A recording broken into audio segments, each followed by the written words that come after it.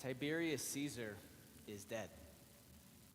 Usually a priest gets up here and preaches about rendering unto Caesar what belongs to Caesar and is very quick to apply it to our world today and politics, and all of that is good and right.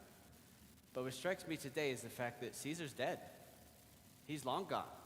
None of us ever give a thought. It says Tiberius Caesar, I'm sure of it. Tiberius Caesar ruled at the time that this scene happened.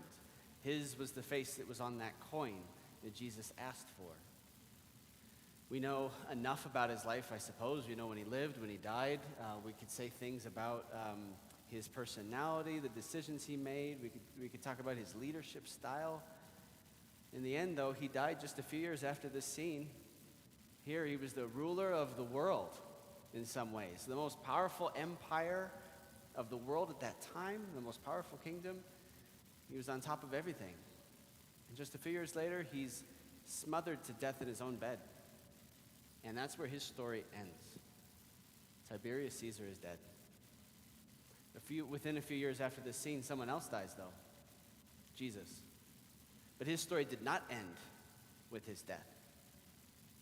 He died on Friday. A few days later, he's living, right? He's walking, talking, eating, breathing. He's with his disciples. He's teaching them. And it wasn't even just for those days. He continues to appear to these disciples of his. He's appearing to entire crowds. He then sends the Holy Spirit as he ascends to the Father so he can continue to remain with us. Tiberius Caesar is dead, but Jesus Christ lives. He's with us now. We're here and we're listening to Jesus speak in these scriptures. We're here to receive Jesus in this sacrament. Jesus is in this community. Jesus is in this place. Jesus lives today. And there are people in these pews who can testify to that truth.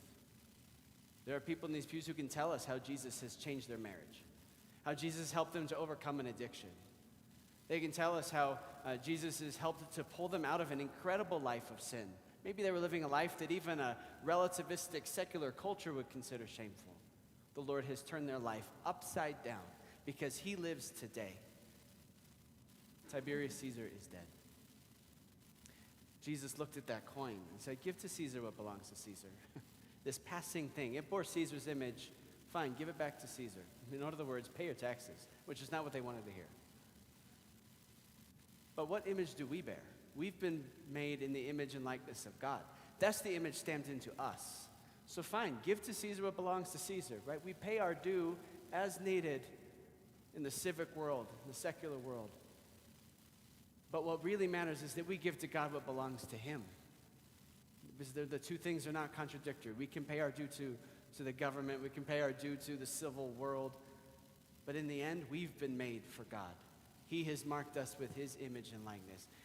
We give to Caesar the passing things of this world. We give to God the eternal things. We give to him our faith, our hope, our love. We give to him our very selves. He has given everything for us. And he invites us to make a return to him out of love. Render unto Caesar what belongs to Caesar. But Caesar is dead. Jesus Christ lives forever. Give to God what belongs to God.